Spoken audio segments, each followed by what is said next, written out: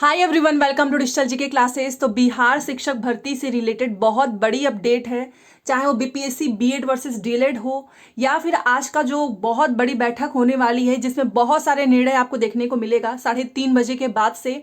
बहुत important information आने वाली है और वहीं पर प्राथमिक में जो कि 79,000 के आसपास जो सीट है वहां पर सुनने में आ रहा है कि 100% सीट जो है भरा जाएगा और मे भी जिसके कम नंबर हैं उनको भी इसमें मौका मिल जाएगा। कैसे, उसके लिए आपको पूरी वीडियो देखनी है। पहली बार आए हैं तो चैनल को सब्सक्राइब करके प्लीज वीडियो को लाइक कर दीजिएगा, क्योंकि आपके एक लाइक करने से जो भी अपडेट आता है वो मैं आपको बताती हूँ। साथ में जितनी भी इंपॉर्टेंट पीडीएफ है आपको मेरे टेलीग्राम पे मिल जाएगा, तो उसका लिंक कमेंट सेक्शन में है, आप उसमें ज्वाइन हो सकते हैं। ठीक है, तो देखिए सबसे पहले तो मैं आपको ये बीएड वर्सेस डीएलएड वाली जो चीज आ रही है ना वो मैं आपको बताती हूँ, क्योंकि इसमें याचिका दायर हुई है और वो क्यों हुआ है वो भी आप यहाँ पर देखिए। और ये आप डिजिटल जीके क्लासेस टेलीग्राम पे जाएंगे तो ये लोगो आपको मिल जाएगा, तो 45 जो है सब वहां पे जुड़े हुए हैं लोग, आप वहां से पहचान सकते हैं। देखिए आपको पता है कि ये 11 अगस्त के जजमेंट के बाद से बहुत सारी चीजें निकल कर आ रही हैं और अभी भी इस पे कुछ क्लियर चीजें नहीं आ पाई हैं। जैसे कि सुप्रीम कोर्ट में बिहार के बीएड अभ्यर्थी ने दायर कर दी है याचिका, ठीक है, और कुछ यहाँ पर सुनने में आ रहा है कि कुछ तथ्य भी शायद छुपाए गए हैं। अब वो क्या है उसकी रियलिटी मैं आपको बाद में बताऊंगी। यहाँ पर देखिए सुप्रीम कोर्ट से राजस्थान और बंगाल के बीएड डिग्री धारी की याचिका को खारिज करने के बाद बिहार के बीएड अभ्यर्थी सुप्रीम कोर्ट में याचिका दायर किए हैं। बीपीएससी की ओर से ली गई प्राथमिक शिक्षकों की नियुक्ति के परीक्षा में बीएड योग्यताधारी अभ्यर्थियों का रिजल्ट जारी करने तथा बहाली में शामिल करने को लेकर बीएड अभ्यर्थियों ने सुप्रीम कोर्ट का दरवाजा खटखटाया है। याचिकाकर्ता दीपांकर गौरव तथा मीकू पाल ने बताया कि बीपीएससी के नोटिफिकेशन के अनुसार ही बीएड उत्तीर्ण अभ्यर्थियों ने प्राइमरी शिक्षक के पद पर आवेदन किया था।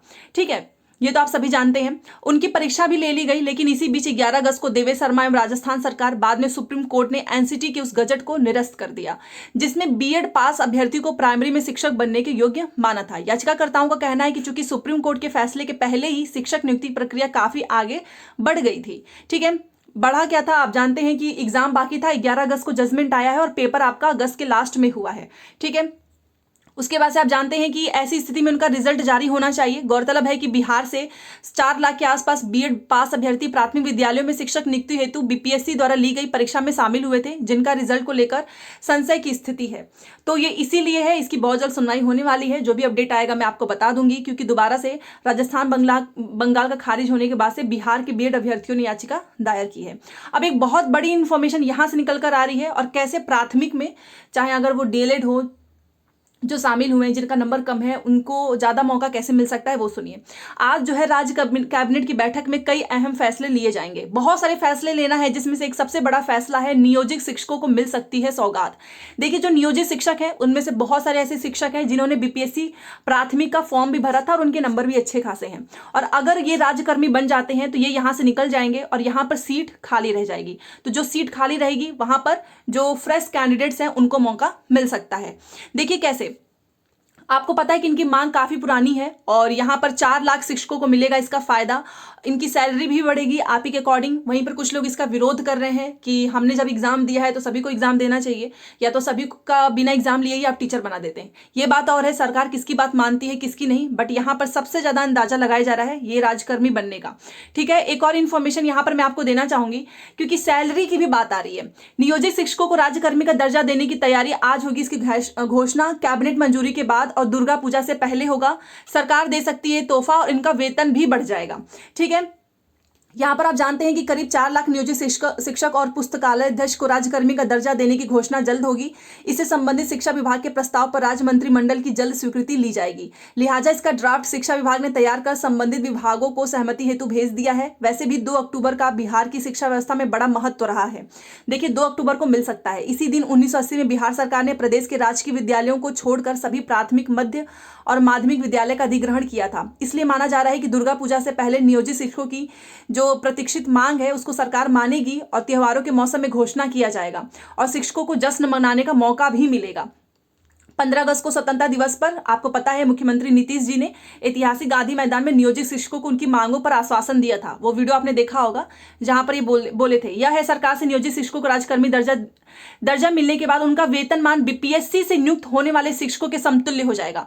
मतलब मान लीजिए आप बीपीएससी का आपने परीक्षा दिया है, परीक्षा पास कर लिए हैं आप, रिजल्ट आ जाएगा, आपकी मान लीजिए नियुक्ति हो गई, ठीक है, तो आपने एग्जाम के थ्रू आपकी नियुक्ति हुई है, तो जितनी सैलरी आपकी होगी उतना ही नियोजित शिक्षकों का भी हो जाएगा। हाँ, बस ये अंतर रहेगा कि आपने एग्जाम देकर आपको वो सैलरी मिली है और इनको बिना एग्जाम दिए सरकार के द्वारा दिया जाएगा। तो माना जा रहा है कि 2 विकल्प के आधार पर नियोजित शिक्षकों को राज्यकर्मी का दर्जा मिलने की संभावना है। पहला यह कि नियोजित, यहां पर देखिए, पहला यह कि नियोजित शिक्षकों की विभागीय स्तर पर बिना आंतरिक परीक्षा कराए सरकार से, मतलब बिना परीक्षा कराए ही उनको राज्यकर्मी का दर्जा मिल जाएगा। और दूसरा यह कि विभागीय परीक्षा लिया जाए, बट परीक्षा होने की संभावना कम है क्योंकि यह ऑलरेडी परीक्षा का विरोध कर रहे थे, तो दोबारा से परीक्षा कैसे होगा। वैसे इसको लेकर मुख्य सचिव की अध्यक्षता में बनी कमेटी ने पहले ही अपनी रिपोर्ट सरकार को दे दी है। यदि शिक्षकों को राज्यकर्मी घोषित किया जाता है तो राज्य की करीब 9,000 नियोजन इकाइयों से बाहर हो जाएंगे और जिला संवर्ग में आ जाएंगे। और इसमें लाभ क्या होगा, तो देखो, नियोजित शिक्षकों व पुस्तकालय अध्यक्षों को राज्यकर्मी का दर्जा मिलने पर उनकी वेतनमान जो है वो बीपीएससी से जो नियुक्त होंगे ना उनके बराबर हो जाएगा। साथ में राज्य सारी फैसिलिटी तो मिलेगी। राज्य मंत्रिमंडल की बैठक के फैसले के मुताबिक आयोग से नियुक्त होने वाले शिक्षकों को प्रति माह 35,064 रुपए से लेकर 51,130 रुपए का वेतनमान तय किया गया है।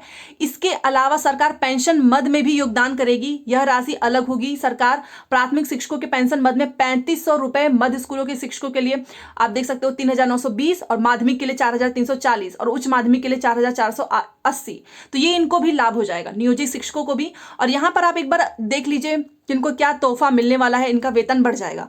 आपका वेतन भी यही रहेगा और नियोजित शिक्षकों का भी। जैसे कि यहां पर आप देखिए, ये प्राथमिक शिक्षक का है, तो मान लीजिए नया वेतन है, आपको पता है कि इसका जो बेसिक है पे है वो 25,000 है, उसमें डीए जुड़ेगा, एचआरए जुड़ेगा, सीटीए, मेडिकल, तो कुल हो जाएगा 40,630। और जो नियोजित शिक्षक हैं अभी उनको मिल रहा है 35,064, तो इनको भी सैलरी मिल जाएगी 40,630 जैसे ये राजकर्मी बनेंगे। तो ये प्राथमिक वाले हैं। अब मध्य वाले में भी तो है, उनको भी तो नियोजित शिक्षक बनाया जाएगा, तो उनका नया वेतन जो मध्य का है वो 45,000 है।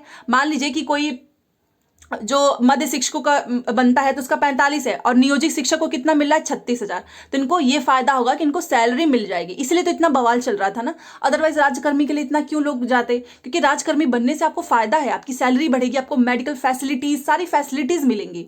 वहीं पर माध्यमिक शिक्षक मतलब जो 9 से 10 का है, 9 से 10 में जो देखिए यहाँ पर जो 9 से 10 में जो बनेंगे टीचर्स, उनका 49,000 मतलब 50,000 के आसपास है। और अभी इनको सैलरी कितनी मिल रही है 36,000। इसीलिए इनकी मांग है कि हमें भी राजकर्मी का दर्जा मिलना चाहिए। वहीं पर जो 11 से 12 है उनका नया वेतन आप समझ ही सकते हो 51,000 है और जो नियोजित है उनका 38,650 है। तो आप समझ सकते हो कि नियोजित शिक्षक राजकर्मी की मांग इनकी क्यों बढ़ रही है, क्योंकि सबसे ज्यादा फायदा, देखो फायदा तो होगा ही क्योंकि हर इंसान चाहता है कि उसकी सैलरी बढ़े। और आप देख सकते हो कि सीधे 35,000 से सीधे 40 हो जाएगा जैसे ही वो राज्यकर्मी बनेंगे। ठीक है, हर एक इस सेक्शन में आप देखिए। और यहाँ पर दुर्गा पूजा से पहले ही आज जो है कैबिनेट की मीटिंग होने वाली है और आप जानते हैं कि ये मंगलवार को होता है, बट ये आज ही हो जाएगा। वहीं पर एक चीज सामने आ रहा है कि अगर ये सारे जो नियोजित शिक्षक हैं वो राज्यकर्मी बन जाएंगे तो ऑब्वियस ही बात है बीपीएससी टीआरई का जो सीट है वो, क्योंकि बहुत सारे लोगों ने फॉर्म भरा था, वो थोड़ी खाली हो जाएगी और यहाँ पर जो डीएलएड वाले कैंडिडेट्स हैं उनको और मौका मिल जाएगा, जिनके नंबर कम है शायद वो भी मेरिट में आ जाए। आप अपना ओपिनियन जरूर दीजिएगा, आपको क्या लगता है कि ये चीज़ सही हो रही है नहीं हो रही है। दुर्गा पूजा से पहले जो है नियोजित शिक्षक राजकर्मी बन जाएंगे और बीएड डीएलएड का जो याचिका की सुनवाई है वो भी मैं आपको बता दूंगी। आज बहुत बड़ा फैसला होने वाला है। साथ में अगर ये राजकर्मी बन जाते हैं तो 100% सीट जो है फ्रेश कैंडिडेट्स के द्वारा भरी जाएगी। ठीक है, तो आप मुझे बताइए आपको क्या लगता है, क्या ये जो गवर्नमेंट करने वाली है वो फेयर है, अनफेयर है। प्लीज़ आप अपना ओपिनियन जरूर दीजिएगा। मिलते हैं नेक्स्ट क्लास में। Thanks for watching.